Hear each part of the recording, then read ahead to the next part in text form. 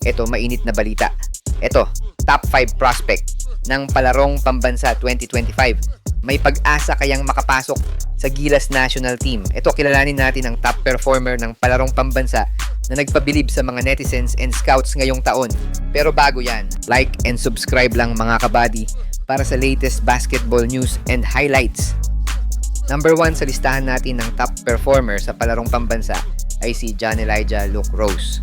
Well, di na nakakapagtaka kung bakit binabansagang Derrick Rose ng palarong pambansa itong si Luke Rose dahil kita naman sa kanyang deadly crossover, inside the basket finish at mga on-the-spot long-range shot para pabilibin ang mga netizens sa palarong pambansa.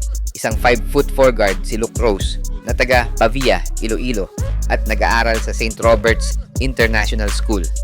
Sa napakabatang edad na 15 years old, napabilib niya ang netizens matapos niyang magdala ng mga crucial shots at play para pataobin ang mga bigating team sa palarong pambansa, kabilang ang Calabarzon na pinangungunahan naman ng high flyer player na si Andre Ugadan at ang defending champion na NCR na nagulat sa Team Western Visayas matapos silang ilaglag sa quarterfinals ng team ni Luke Rose sa kanyang incredible handles at no-fear long-range shot.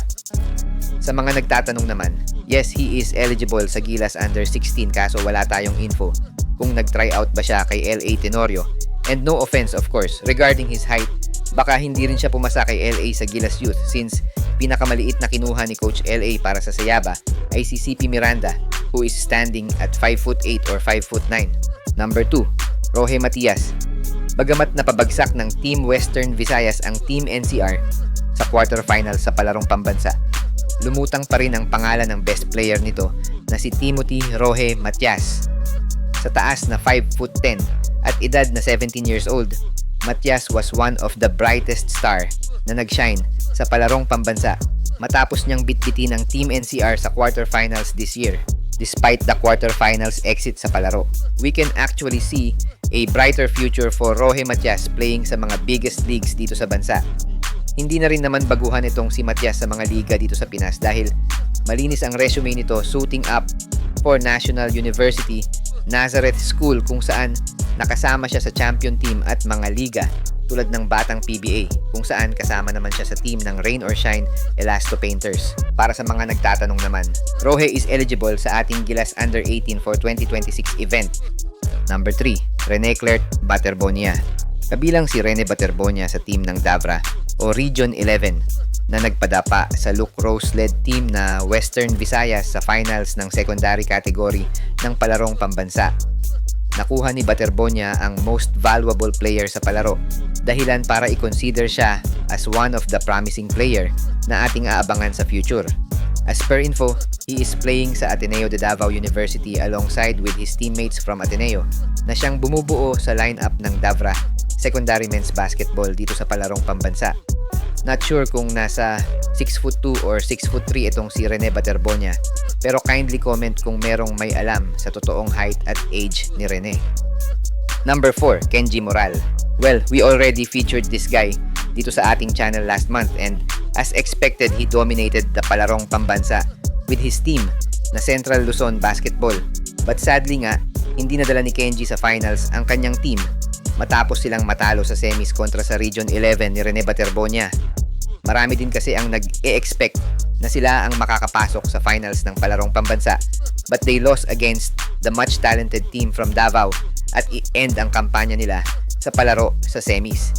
Kenji Moral is a 6'1" athletic guard from San Fernando, Pampanga and playing actively sa mga ball club sa Central Luzon and Junior MPBL. With his high IQ basketball and incredible court vision, I think he can be one of the brightest star sa UAAP or NCAA.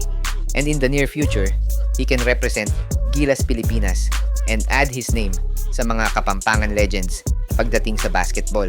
Kenji is also eligible sa Gilas Under-18 para sa 2026 event as per Sir Enzo Flojo. Salamat sir sa info. Number 5, ang viral player from Calabarzon na si Andre Ugadan. Marami akong nababasa na negative comment kay Andre, but for me, speaking of talent and skills, Andre already have this.